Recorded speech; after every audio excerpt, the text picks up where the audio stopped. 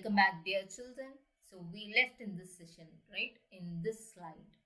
Dialogue should reflect your character's background. So, to make the dialogue right, you must understand how your characters speak, in which area they came from, their social class, their upbringing, and all other factors, myriad other factors. You have to consider everything in your mind before writing a dialogue, right? Next is, can you able to understand this, dear? Right. Speech.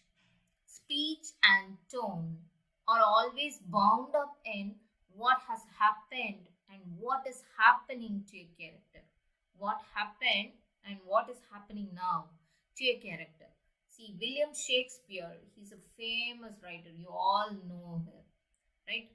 William Shakespeare was exceptionally deft at encoding his character's speech patterns with these social markers and for blending these idioms within a single play. So the characters has to be attached to each other. It has to rotate in that family itself. It should not deviate from the family or from that character. So that blend should be there.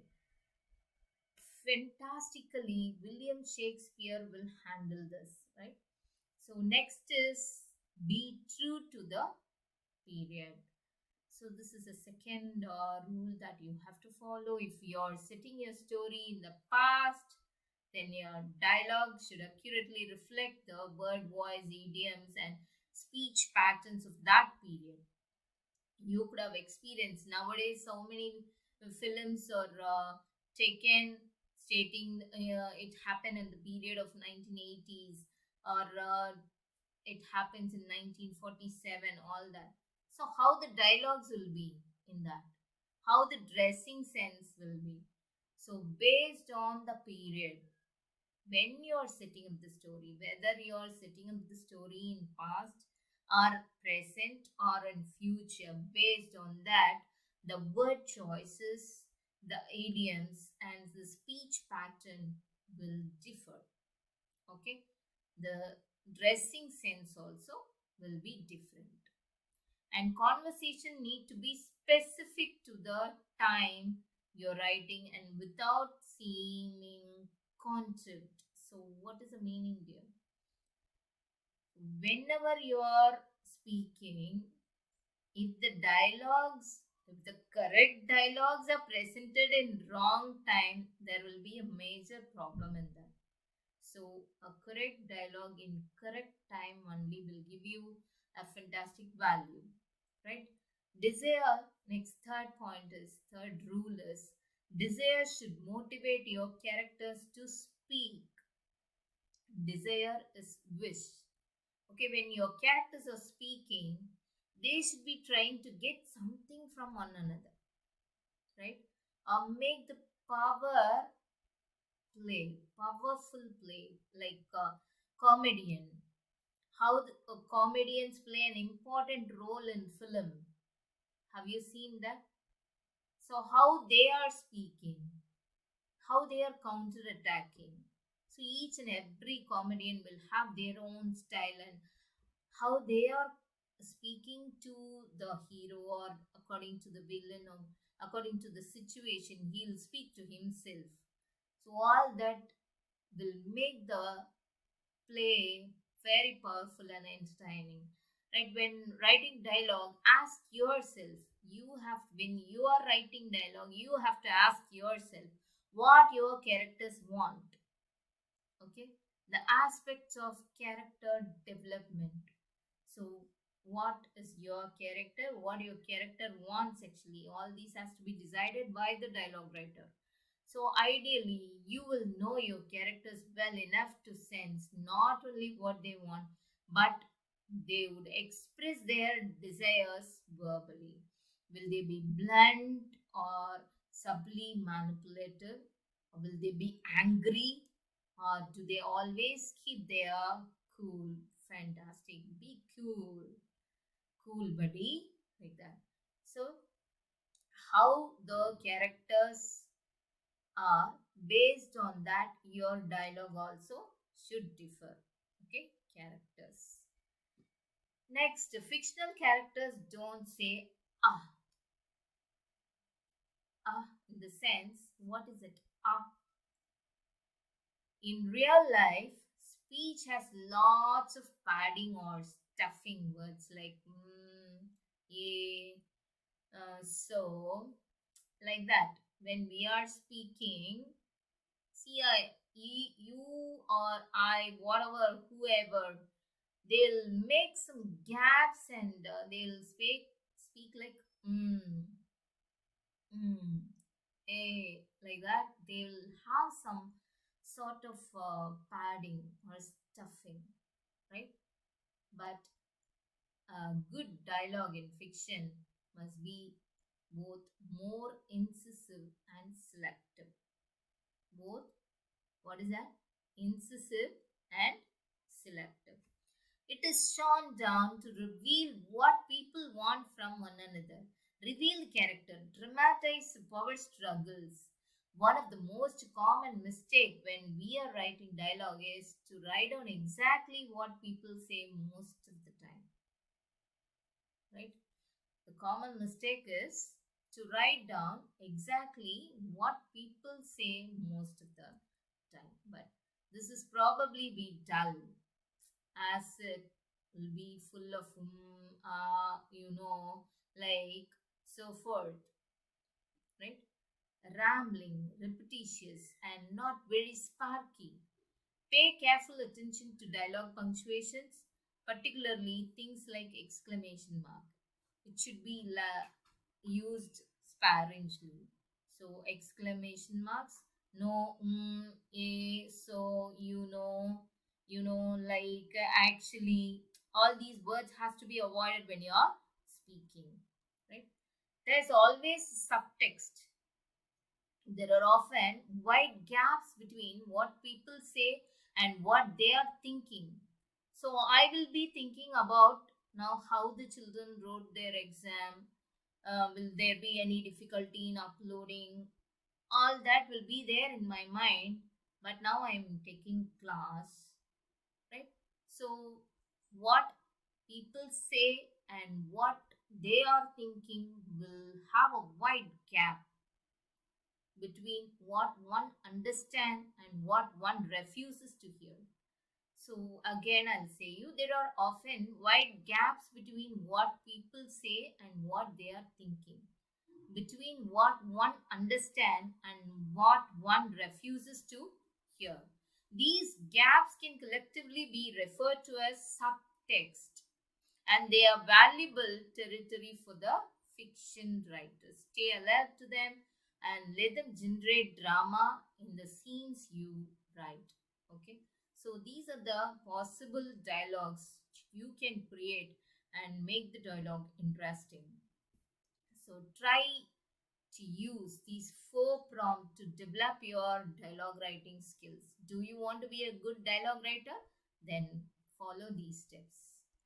First point is you have to go to a public place where people tend to talk to one another. Of course, this is not the correct time, but stay home safe. Try to watch, right? Try a coffee bar or a public transportation. Spend 10 minutes dropping on a conversation. Now record everything they say and how they say it as specifically as you can. If this is your first time trying something like this, be mindful and respectful of people's personal space. If they are talking something personally secret, something like that, you have to avoid all those, right? So next point is transcribe.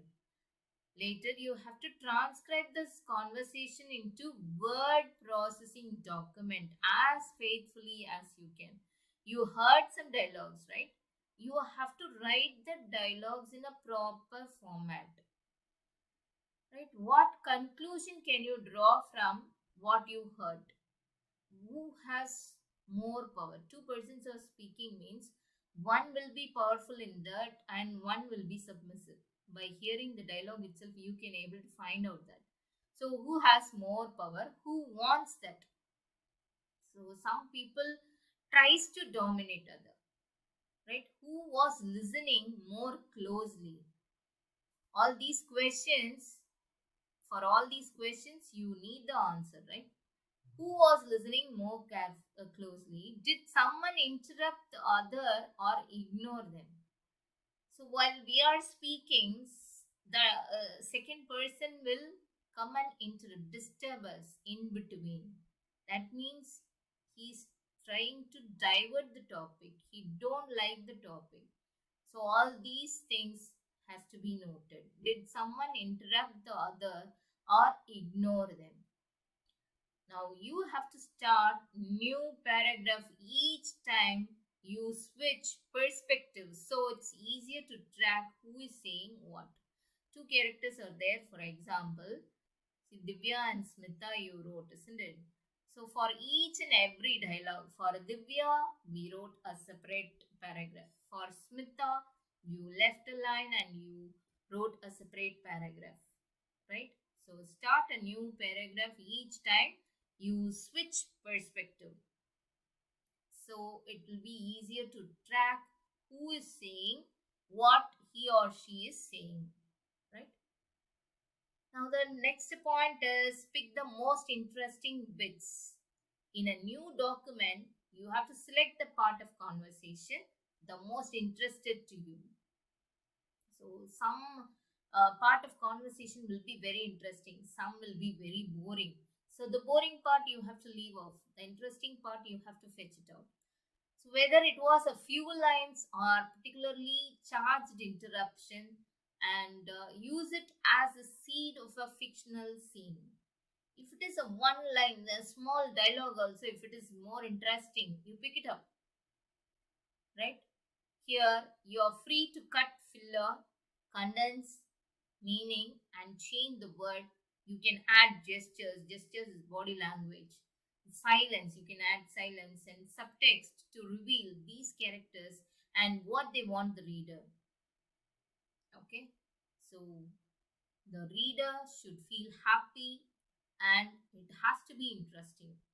When they read the dialogue and when they see the play, when they are watching, it has to be interesting. You have to make it very, very, very excellent manner. Okay. Now get writing.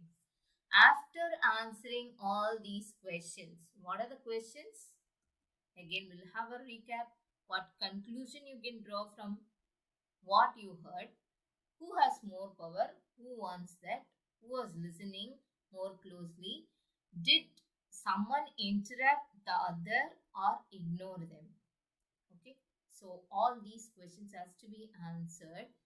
Then, did a narrative about these strangers begin to form in your imagination? You have to visualize. Okay, and after answering these questions, did a narrative about these strangers begin to form in your imagination? If so, if your imagination is formed, if you can able to visualize the scene, then start writing a short story about it. And remember children, you don't need to get too creative with the dialogue tags. So what is mean by dialogue tags actually? So there is nothing wrong with she said. So I said a dialogue now, right? There is nothing wrong with she said. So here she said is the dialogue tag. Who said the dialogue is a dialogue tag. She said, he said. Don't give too much of importance to that, right? Don't need to get too creative with dialogue tags. The phrases that follow a piece of dialogue that attributed to whoever is speaking is called as dialogue tag. If in doubt, aim for clarity. You have to aim for clarity. There is nothing wrong with who is saying, right? So children, here are some titles, right? Go through this. and prepare